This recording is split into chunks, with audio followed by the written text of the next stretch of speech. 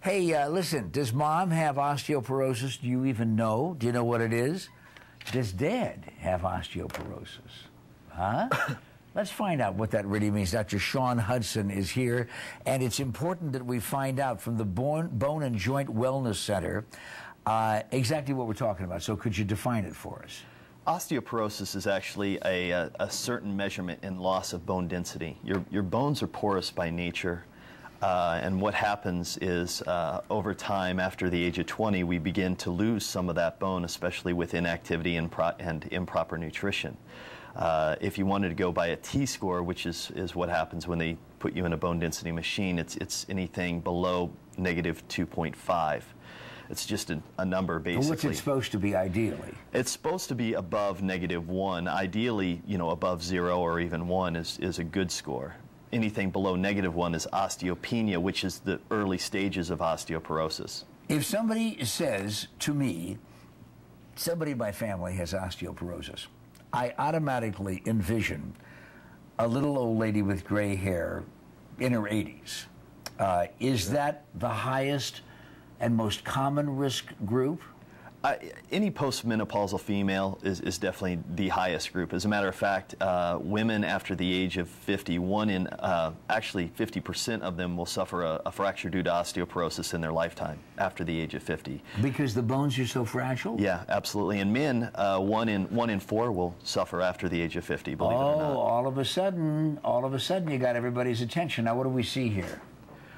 That's an indication of bone density loss, actually, and you see this in the spine. A lot of people will say to me, well, you're a chiropractor, what, you know, how do you deal with osteoporosis? Well, it affects the spine just like it affects anything else. As a matter of fact, the hip is the most common fracture, wrist is common, and the spine is also a real common site. So what you see there is loss of actual vertebral height because of loss of bone density.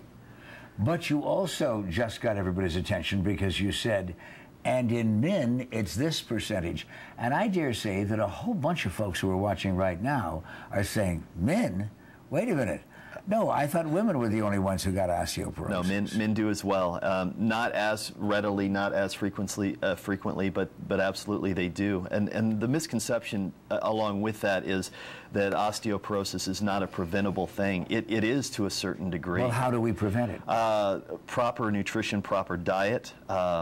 Eliminating alcohol and cigarettes actually helps quite a bit. And believe it or not, carbonated beverages are terrible. They actually deplete you of calcium. Not just soda pop, not just alcohol, but anything with fizz in it, basically, bicarbonate. And the treatment, if you find out that you do have it or you're on your way? Well, there are different treatments. One, you can supplement calcium. You need to make sure that it's a quality supplement, but also I recommend always starting with diet and weight-bearing exercise. One thing, actually, if you've ever been to an Asian market, is the young coconuts and the white husks.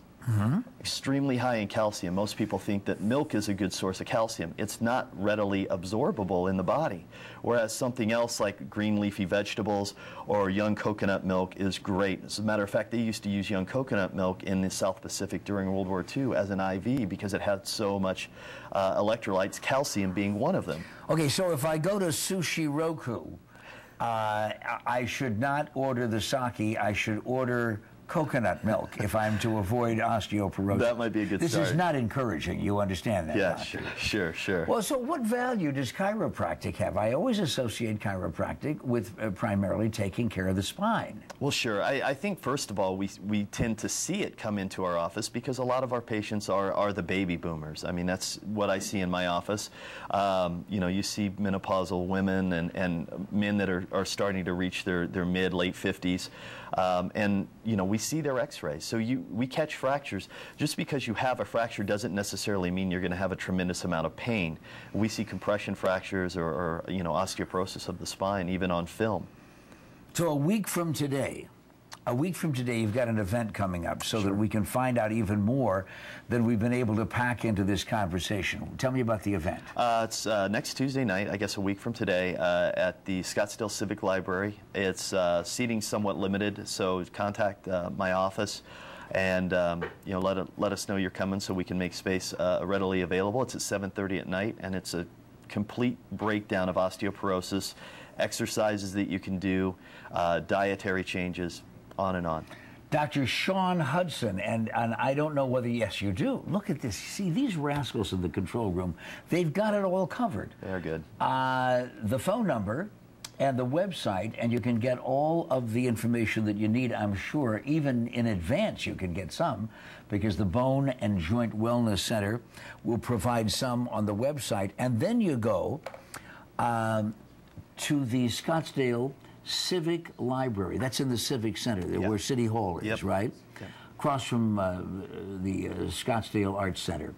And you go a week from tonight at 7 o'clock and find out how it is that you might be able to prevent this, how you can treat it if you do have it, and take care of mom and grandma and granddad and dad and all the people who might not just suffer a fall, but might suffer a fall and then the fractures that follow.